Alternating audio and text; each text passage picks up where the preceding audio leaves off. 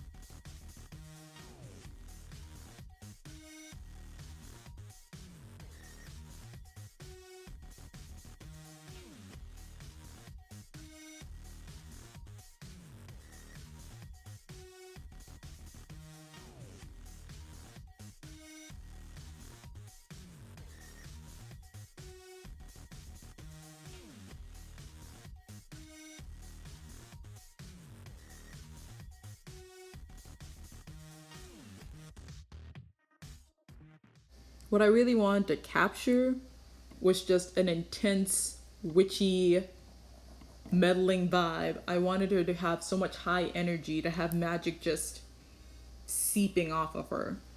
All things I wanted in the original picture, but I couldn't make it work. It didn't look right.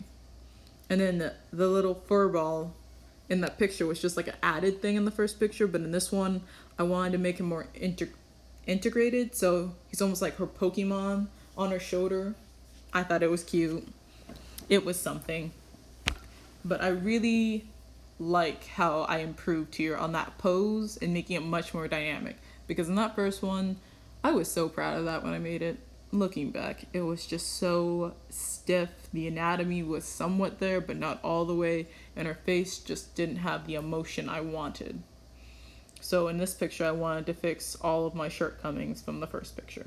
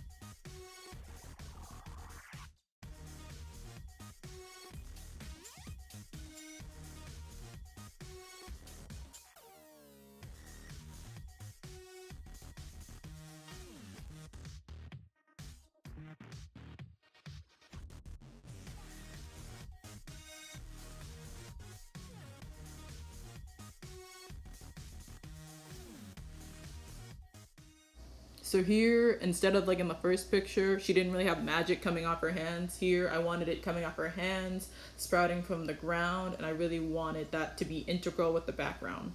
Because the background in the first picture, oh my gosh, I was so proud of that when I made it.